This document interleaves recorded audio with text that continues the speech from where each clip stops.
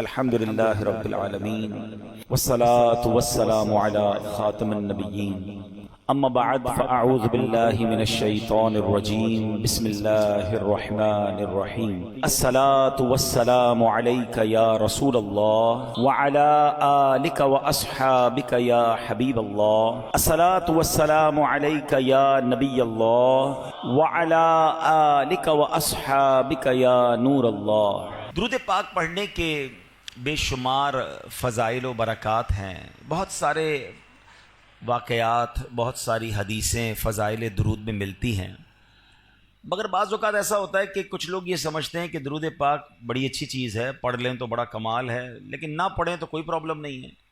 Normally درود پاک کو لوگ گرانٹڈ لے لیتے ہیں، ایسا نہیں ہے۔ درود پاک بعض موقعوں پر پڑھنا ضروری ہے، اور درود پاک سے دوری بعض اوقات ہلاکت کا سبب بن جاتی ہے۔ ایک حدیث پاک سنیے، اللہ کے حبیب علیہ الصلوۃ والسلام فرماتے ہیں جو درود پاک پڑھنا بھول گیا وہ جنت کا راستہ بھول گیا۔ درود پاک کو چھوڑنا نہیں ہے، یہ جنت میں جانے کا راستہ ہے۔ اب جو میں آپ کو حدیث سنانے جا رہا ہوں نا، اس میں مزید نہ صرف درود پاک کی اہمیت کا اندازہ ہوگا، بلکہ ماہ رمضان اور والدین، ان سب کی اہمیت کا اندازہ ہوگا۔ سرکار دو عالم نور مجسم صلی اللہ تعالی علیہ وسلم ایک بار مسجد نبوی شریف میں ممبر اقدس پر تشریف لے گئے، اور میرے آقا علیہ الصلوۃ والسلام نے ممبر اقدس پر اپنا جب پہلا پیر رکھا، قدم مبارک رکھا تو فرمایا آمین، اگلا قدم رکھا فرمایا آمین، تیسرا قدم مبارک رکھا فرمایا آمین۔ صحابہ کرام کا کمال یہ تھا کہ جب بھی وہ پیارے آقا علیہ الصلوۃ والسلام میں کوئی غیر معمولی چیز دیکھتے تھے، ان یوزول کوئی معاملہ دیکھتے تو فوراً سوال کرتے تھے۔ تو سوال کیا، حضور یہ آپ نے ہر قدم مبارک پر آمین فرمایا، اس کے پیچھے کیا حکمت ہے؟ حدیث کا خلاصہ ہے، سرکار دو عالم علیہ الصلوۃ والسلام فرماتے ہیں میرے پاس جبریل امین آئے اور انہوں نے یہ دعا کی کہ یا اللہ جو ماہ رمضان کو پائے اور اپنی مغفرت نہ کروا سکے وہ ہلاک و برباد ہو جائے۔ آقا فرماتے میں نے اس دعا پر آمین کہا ہے۔ دوسری سیڑھی پر قدم رکھا تو جبریل امین نے دعا کی کہ یا اللہ جو اپنے ماں باپ کو بڑھاپے میں پائے اور ان کی خدمت اسے جنت میں نہ پہنچائے تو وہ ہلاک و برباد ہو جائے۔ آقا فرماتے میں نے اس دعا پر آمین کہا۔ اور تیسری سیڑھی پر جب قدم رکھا تو نبی پاک علیہ الصلوۃ والسلام فرماتے ہیں کہ جبریل امین نے دعا کی کہ یا اللہ جو نبی پاک علیہ الصلوۃ والسلام کا نام سنے اور آپ پر درود نہ پڑھے وہ بھی ہلاک و برباد ہو جائے۔ میرے آقا فرماتے ہیں میں نے اس دعا پر آمین کہا۔ اب ذرا غور کیجئے، سب سے پہلے تو یہ سمجھتے ہیں اس دعا کی امپورٹنس کتنی ہے، اس دعا کا مرتبہ کتنا ہے۔ دعا کرنے والے کون ہیں؟ فرشتوں کے سردار جبریل امین، اور آمین کہنے والے کون ہیں؟ نبیوں کے سردار صلی اللہ تعالی علیہ وسلم، جناب رحمت للعالمین۔ اٹ مینز دعا کے قبولیت میں تو کوئی شک نہیں ہے۔ اب یہ تینوں کام بڑے اہم ہو گئے نا، رمضان ملے اور مغفرت نہ ہو وہ مارا جائے گا، وہ برباد ہو جائے گا۔ لیکن آپ سوچیں کہ رمضان میں میری اور آپ کی مغفرت کا انتظام کیسا کیا رب نے۔ آئے ہائے، قربان جائیں اللہ کی رحمت پر۔ عشرہ رحمت کی آخری گھڑیاں چل رہی ہیں، سبحان اللہ۔ یعنی آپ اگر رمضان کو تھورولی دیکھیں نا تو یہ پورا پیکج ہے کہ کسی طریقے سے میرے بندے بخشے جائیں۔ رمضان ہے کیا؟ مولا علی شیر خدا کرم اللہ تعالی وجہ الکریم فرماتے ہیں اگر اللہ کو اس امت کو عذاب دینا ہوتا نا تو اس امت کو رمضان اور سورہ اخلاص عطا نہ فرماتا۔ بھئی اسی ایک روایت سے سمجھ جاؤ نا کہ رمضان کیا ہے، یہ آیا ہی بخشوانے ہیں۔ اب ذرا پیکج دیکھیں کیا ہے۔ سب سے بڑا پرابلم ہمارا، ہمیں گناہوں کی طرف کون لے جاتا ہے؟ کون لے جاتا ہے؟ شیطان، ہمارا کھلا دشمن ہے نا، ہمیشہ بہکائے گا، نماز نہیں پڑھنے دے گا، عبادت نہیں کرنے دے گا، ہمارے دلوں میں وسوسے ڈالے گا۔ جو ہمارا سب سے بڑا دشمن ہے اس کو بند کر دیا، گلی مک گئی نا۔ اگر دشمن ہی نہیں ہے تو پھر تو مقابلہ ہی ختم ہو گیا۔ اچھا، شیطان کو بند کیا، جنت کے دروازے کھول دیے، دوزخ کو تالے لگا دیے گئے، اور پھر سبحان اللہ فرمایا کہ روزہ دار کے لیے سمندر میں مچھلیاں، سوراخوں میں چونٹیاں بھی دعائیں کرتی ہیں۔ نفل کا ثواب فرض کے برابر، فرض کا ثواب 70 گنا کر دیا۔ روزانہ افطار کے وقت 10 لاکھ گناہگار جہنم سے آزاد کر دیے گئے۔ اچھا، روزانہ رات رحمت کا فرشتہ ندا دے رہا ہے، آسمان سے آوازیں لگائی جا رہی ہیں، ہے کوئی مانگنے والا اس کی توبہ قبول کی جائے، ہے کوئی مغفرت کا سوالی اس کا سوال. یعنی جو فقیر ہوتا ہے نا وہ سخی کے در پہ جا کر کہتا ہے کچھ دے دو آپ کی مہربانی، وہاں سے خود ندائیں ہیں کہ مانگ لو جو مانگنا ہے. یہ بتاؤ بخشش کا کوئی بہانہ نہیں چھوڑا گیا ہے. لیکن اگر پھر بھی رمضان میں کوئی نہ بخشا جائے، جو اس مہینے میں بھی گناہ کرے، روزے نہ رکھے، نمازیں نہ پڑھے، ہیں اس مہینے میں راتوں کو گناہ میں گزارے، راتوں میں پھر برے کام کرے. اب کتنی سخت بات ہے کہ تمہارا دشمن شیطان بند کر دیا پھر بھی تم گناہوں سے باز نہیں آ رہے. اب اس میں بھی کچھ لوگوں کو وسوسہ آتا ہے کہ یار جب شیطان بند ہے تو گناہ کیوں ہو رہے ہیں؟ تو اس کی وجہ یہ علماء نے بڑی پیاری مثال دی کہ اگر آپ سائیکل چلائیں اور چلاتے چلاتے بہت دیر تک چلاتے رہے، اس کے بعد پیڈل مارنا چھوڑ دیں، پھر بھی سائیکل کافی دیر تک چلتی رہتی ہے. تو 11 مہینے جو شیطان نے پیڈل مارے نا ہم پر، تو یہ سائیکل کو بریک تو اچھا سائیکل پیڈل مارنا چھوڑ دیں پھر رکے گی کیسے؟ ایک بار روک دیں، اب نہیں چلے گی، کیونکہ جب تک آپ پیڈل نہیں ماریں گے سائیکل نہیں چلے گی. ایسا ہی ہے نا، ہم بریک نہیں مارتے. ہونا یہ چاہیے پہلی رمضان کو ہی بریک لگا دیں کہ بس اب گناہ نہیں کرنے. سارے گناہوں والے دوست دور، موبائل میں سارے وہ تمام گروپ سے ایگزٹ، تمام پیجز سے باہر جو مجھے گناہ کرواتے. بریک تو لگاؤ نا، پھر نہیں ہوگا رمضان میں گناہ. اگر بریک ہی نہیں لگ رہا، ہمیں دوست بھی وہی چاہیے، ہمیں موبائل میں بھی وہی دیکھنا ہے، ہمیں جناب معاذ اللہ ٹی وی میں بھی وہی دیکھنا ہے. تو آپ سوچیں رمضان میں گناہ کی پنشمنٹ بھی زیادہ ہے، اس کی سزا بھی زیادہ ہے، مگر لوگ گناہوں سے باز نہیں آتے رمضان میں. ایک حدیث سے اس کی سیویرٹی، اس کی سختی سمجھو. ہیں حدیث پاک کا مضمون ہے جو رمضان میں ایک گناہ کرے، ایک گناہ، اس کے 1 سال کے اعمال برباد کر دیے جائیں گے. ایسا نہ ہو کہ رمضان میں کروڑوں بخشے جائیں اور ہم اپنی بری عادتوں کی وجہ سے مارے جائیں. رمضان کی راتیں گناہوں کے لیے نہیں، عبادت کے لیے ہیں. رمضان کھانے پینے کے لیے نہیں، یہ تلاوت اور سجدوں کے لیے آیا ہے.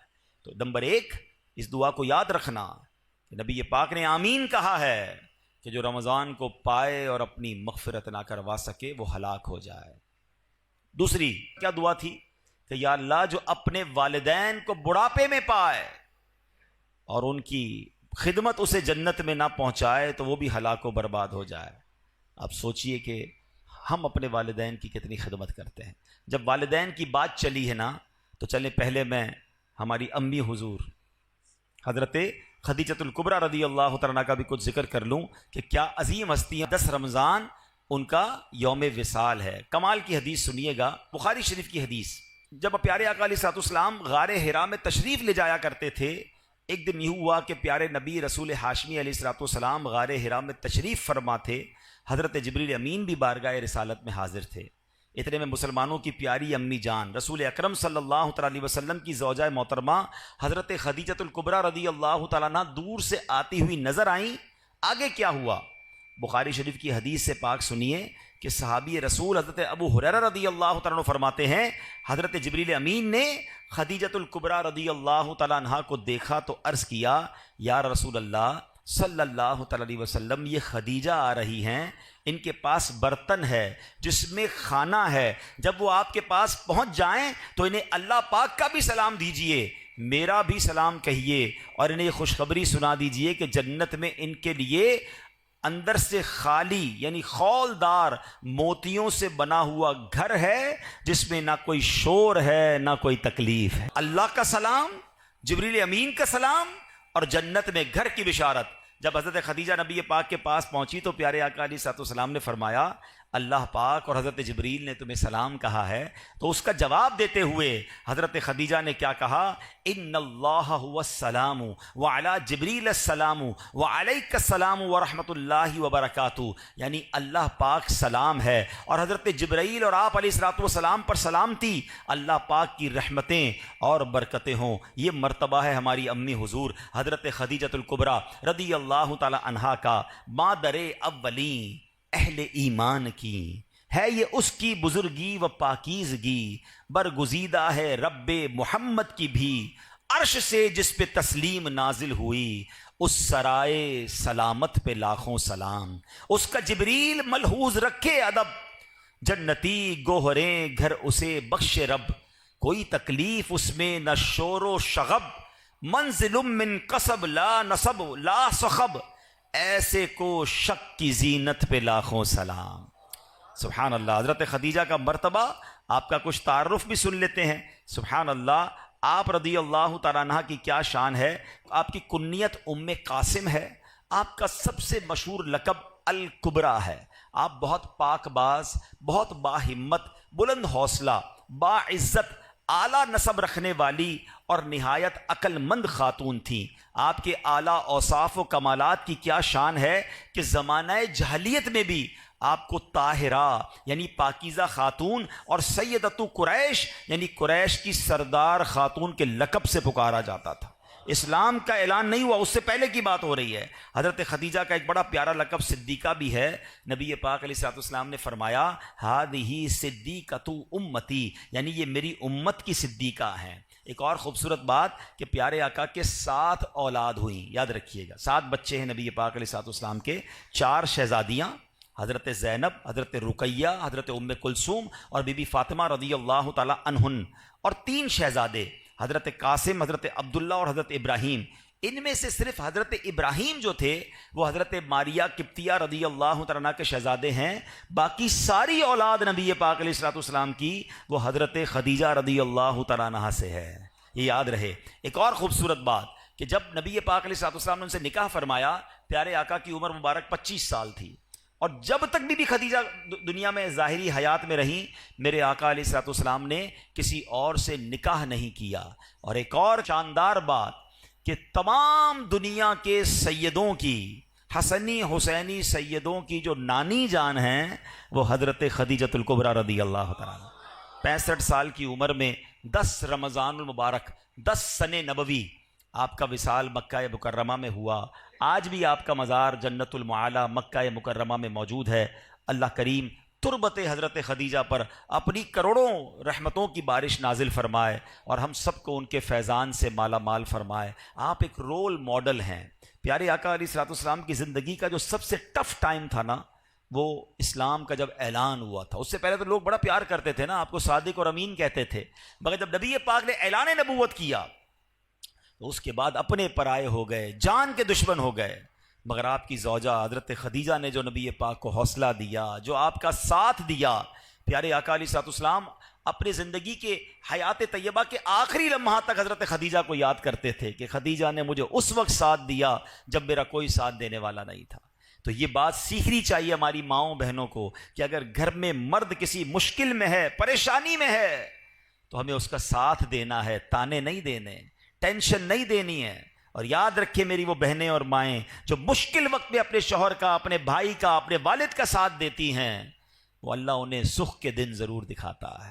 اور جو ہم نے سنا حدیث، پھر آتے اس دعا کی طرف، حضرت جبریل نے دعا کی کہ جو اپنے ماں باپ کو بڑھاپے میں پائے اور مغفرت نہ کروا سکے وہ ہلاک ہو جائے. تو اس سے سوچنا یہ ہے، اس سے سمجھنا یہ ہے کہ ماں باپ کی کتنی خدمت کرنی ہے، ماں باپ کی کتنی دعائیں لینی ہیں. میں آج ایک تحدیث نعمت کے لیے، شاید کسی کو یہ بات ترغیب کے لیے مل جائے، اس لیے بیان کرنے جا رہا ہوں. میرے ابو جان تقریباً 30 محرم کو آپ کا وصال ہوا. اللہ پاک ان کی بے حساب مغفرت فرمائے. ہمیں یہ ضرور اطمینان ہے کہ محرم کے اسی مہینے میں عاشورے میں انہوں نے عمرہ بھی کیا تھا، اور حدیث پاک ہے کہ ایک عمرہ دوسرے عمرے تک گناہوں کا کفارہ ہے. والد صاحب نماز کے لیے گھر سے نکلے تھے اور راستے میں چوٹ لگی، اور اسی چوٹ سے وہ پھر دنیا سے چلے گئے، واپس نہ آ سکے. تو جو راہ خدا میں نکلتا ہے، اللہ پاک اس کو، اس سے اچھی کیا موت ہوگی کہ نماز کی حالت میں وہ تشریف لے گئے. لیکن میں نے یہ سوچا کہ ماں باپ تو چلے گئے، اگر ماں باپ حیات ہوتے تو ہم ان کے ساتھ کوئی افطار تو کرتے نا، ہیں ان کی کوئی افطار کی دعوت تو کرتے. تو میں نے اور میرے بھائی نے مشورہ کیا کہ اب نہ امی ہیں نہ ابو ہیں، ان کی مسجدیں تو ہیں، تو کیوں نہ ہم وہاں جا کر قرآن خوانی کر کے ایک افطار اجتماع ان کے ایصال ثواب کا کریں، تاکہ ان کی روح کو ثواب پہنچے اور قبر میں بھی انہیں احساس ہو کہ انہیں بچے ان کے بھولے نہیں ہیں. یہ بات میں نہ کرتا، مگر میں اس لیے اس طرح کی بات کر رہا ہوں کہ شاید وہ لوگ جن کے ماں باپ چلے گئے ہیں ان کو ترغیب ملے کہ خدا کی قسم آج اگر آپ کے پاس ماں باپ ہیں، واللہ یو آر سو لکی، جس کے پاس ماں باپ بھی ہیں اور رمضان بھی ہے. آئے ہائے ہائے، اور کیا چاہیے تمہیں کہ ماں کے ساتھ افطار کرتے ہو، والد کے ساتھ افطار کرتے ہو، ماں کی دعائیں تمہارے ساتھ ہیں اور رب کی رحمتیں برس رہی ہیں. اس سے اچھی تو کوئی بات نہیں ہے. تو پلیز ماں باپ ہیں تو قدر کیجئے، دعائیں لیجئے، ان سے ان کو راضی کرنا، یہ تمہارے لیے جنت کا سامان ہے. حدیث پاک کا مضمون ہے جن سے ان کے ماں باپ راضی ان سے ان کا رب راضی، اور اگر ماں باپ ناراض تو رب ناراض، انہیں ناراض نہ کرنا، ہمیشہ خوش رکھنا۔ اور اگر ماں باپ چلے گئے ہیں تو انہیں بھولا نہ کرو، کسی نہ کسی بہانے انہیں تحفے پہنچایا کرو۔ ہم کیا تحفہ پہنچا سکتے ہیں؟ اب تو ان کو کوئی پیسے تو نہیں دے سکتے، کوئی سوٹ پیس بھی نہیں دے سکتے، مگر دعائیں تو دے سکتے ہیں، ثواب تو پہنچا سکتے ہیں۔ ہر بندہ اپنی حیثیت کے مطابق کرے، ضروری نہیں کہ آپ بہت بڑا افطار اجتماع اماں جان کے لیے کریں گے تو ہی ثواب پہنچے گا، پوری مسجد بنائیں گے۔ ہر بندہ اپنی حیثیت کے مطابق، آپ مسجد میں ایک اینٹ لگا دیں، اگر آپ کی جتنی حیثیت ہے، آپ 2 کھجوریں کسی کو کھلا دیں کہ یہ میرے ابو کے نام کی ایک کھجور، یہ میری والدہ کے نام کی ایک کھجور، انہیں پتہ تو چلے، انہیں ان کی روح کو احساس تو ہو کہ بچوں نے یاد رکھا ہے، بھول نہیں گئے، بھولی بسری داستان نہیں بن گئے ہم۔ اور آج آپ اپنے ماں باپ کو یاد رکھیں گے، کل آپ کے بچے آپ کو مرنے کے بعد یاد رکھیں گے۔ تو یہ سلسلہ آگے بڑھنا چاہیے۔ ماں باپ کی وجہ سے ہم جو کچھ ہیں آج ہیں، اللہ جو ہمیں عطائیں فرما رہا ہے، انہوں نے دن رات ہمارے لیے دعائیں کی ہیں، تو ہمیں ان کی قبر میں انہیں راحت پہنچانی چاہیے، وقتاً فوقتاً انہیں تحفے بھجوانے چاہیے۔ عید آتی تھی تو ماں کو سوٹ پیس دیتے تھے نا، ماں کو تحفہ دیتے تھے، اب نہیں دے پا رہے تو کوئی مسجد میں صدقہ جاریہ والا کام کر کے امی کو ثواب پہنچا دیں، کسی غریب کا بھلا کر دیں، نیت یہ کریں کہ میں اپنے ماں باپ کے لیے کر رہا ہوں۔ آپ کو پتہ ہے ماں باپ کے لیے ایصال ثواب کرنا کتنی بڑی نعمت ہے؟ جو بچہ اپنے ماں باپ کے لیے حج کرتا ہے نا، یعنی اگر فرض حج پہلے کر لیا، اب نفلی حج کرنے جا رہا ہے اور نیت کرتا ہے کہ میں اپنے والدین کے لیے کر رہا ہوں، تو حدیثوں میں یہ الفاظ آتے ہیں کہ ماں باپ کو تو حج کا ثواب ملے گا، اس بچے کو 10 حج کرنے کا ثواب ملے گا۔ کمال کی ہستیاں ہیں، ان کی وجہ سے ہمارا ثواب بھی ملٹیپلائی ہو جاتا ہے، تو پھر کیوں انہیں بھولیں؟ خوب ایصال ثواب کریں، ان کی قبر پر جایا کریں۔ اور تیسری حدیث پاک کا جو جز تھا، تیسری دعا تھی کہ اللہ کے نبی علیہ الصلوۃ والسلام نے فرمایا کہ جو پیارے آقا علیہ الصلوۃ والسلام کا نام نامی سنے اور درود پاک نہ پڑھے وہ بھی ہلاک و برباد ہو جائے گا۔ تو خوب درود پاک پڑھیں، خوب درود پاک پڑھیں۔ اس مہینے میں درود پاک پڑھنے کی عادت ڈالیں۔ علماء نے یہ بڑا آسان کر دیا ہمارے لیے کہ اگر ہم کبھی نبی پاک علیہ الصلوۃ والسلام کا نام سنیں اور درود پڑھنا بھول گئے تو علماء کہتے ہیں دن میں ایک مخصوص تعداد میں درود پاک پڑھ لیا کرو، 100 بار، 200 بار، 300 بار، تو پورے دن میں جتنی بار بھی نام نامی سنا ہوگا، لیا ہوگا، درود نہیں پڑھ سکے تو اب جو یہ پڑھو گے یہ پڑھنا قائم مقام ہو جائے گا۔ تو اللہ کریم سے میں دعا کرتا ہوں کہ رب کریم ہمیں ماہ رمضان کی قدر نصیب فرمائے، اپنے والدین کی قدر نصیب فرمائے، ہمیں درود پاک کی کثرت کرنے کی توفیق عطا فرمائے۔ رمضان میں تراویح میں جی نہ چرایا کریں۔ کچھ لوگوں کو دیکھا ہے شروع میں 3-4 دن آتے ہیں پھر غائب ہو جاتے ہیں، یا 2-5 روزہ 10 روزہ تراویح پڑھ کے سمجھتے ہیں تراویح معاف ہو گئی ہے۔ تراویح سنت مؤکدہ ہے۔ آپ کو پتہ ہے تراویح کا ثواب کتنا ہے؟ رمضان میں ہر سجدے پر اللہ کریم 1500 نیکیاں عطا فرماتا ہے، ہر سجدے پر جنت میں سرخ یاقوت کا ایک گھر عطا کیا جاتا ہے۔ ہائے ہائے ہائے، اتنی اللہ نے رحمتیں آسان کر دی، پھر ہم تراویحوں سے بھاگ جاتے ہیں۔ تراویح بھی پڑھیں، نوافل بھی پڑھیں، تہجد بھی پڑھیں، اللہ توفیق دے اشراق چاشت بھی پڑھیں، رغبت کریں۔ یہ وقت آیا، آپ کو پتہ ہے پچھلے رمضان میں کئی لوگ ہمارے ساتھ تھے، کیا پتہ اور آج نہیں ہے، کیا پتہ اگلے رمضان میں ہم نہ ہوں۔ تو اس رمضان کو اپنا آخری رمضان سمجھیں اور خوب عبادتیں کر لیں، یہ بخشوانے آیا ہے تو کر لیجئے جتنی نیکیاں کرنی ہیں۔ اور آخر میں عرض یہ ہے کہ اس مہینے میں سخاوت بھی کیجیے اپنی حیثیت کے مطابق، اپنے غریب رشتہ داروں کی مدد کیجیے، دیگر مسلمانوں کی مدد کیجیے، اور اس کے بعد میری گزارش ہے اپنی دعوت اسلامی کا بھی ساتھ دیں۔ اللہ پاک عمل کرنے کی توفیق عطا فرمائے، اللہ پاک اس مہینے کی برکتیں ہم سب کو نصیب فرمائے۔ صلو علی الحبیب صلی اللہ تعالی علی محمد صلی اللہ علیہ وسلم۔ الحمدللہ رب العالمین والصلاة والسلام علی خاتم النبیین، یا ارحم الراحمین یا ارحم الراحمین یا ارحم الراحمین، یا ربنا یا ربنا یا ربنا یا ربنا یا ربنا۔ اے رب کریم ہماری زندگی میں جو ٹوٹے پھوٹے نیک اعمال ہیں میرے مالک، ان تمام اعمال کا ثواب سرکار دو عالم نور مجسم صلی اللہ تعالی علیہ وسلم کی بارگاہ میں ہدیتاً تحفتاً عقیدتاً پیش کرتے ہیں، قبول فرما۔ پیارے آقا کے وسیلہ جلیلہ سے تمام انبیاء کرام، تمام صحابہ کرام، بالخصوص ازواج مطہرات ہماری امی حضور حضرت خدیجۃ الکبریٰ رضی اللہ تعالی عنہا، تمام شہدائے کربلا، شہدائے بدر، شہدائے احد، والدین مصطفیٰ کی ارواح کو پیش کرتے ہیں قبول فرما۔ اے رب کریم تمام اولیاء کاملین خصوصاً بالخصوص پیران پیر پیر دستگیر شیخ عبد القادر جیلانی رحمت اللہ تعالی علیہ کی روح مبارکہ کو پیش کرتے ہیں قبول فرما۔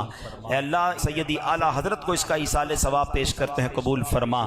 تمام مسلمین تمام مسلمات بالخصوص میرے مرحوم والدین دادا دادی نانا نانی تمام رشتہ دار اور یہاں جتنے اسلامی بھائی موجود ہیں اللہ ان میں سے جن کے والدین دنیا سے چلے گئے والدین میں سے کوئی ایک اے اللہ ان کو اس کا ثواب پیش کرتے ہیں قبول فرما۔ اے اللہ بخشے جانے والوں میں ہمارا نام بھی شامل فرما دے۔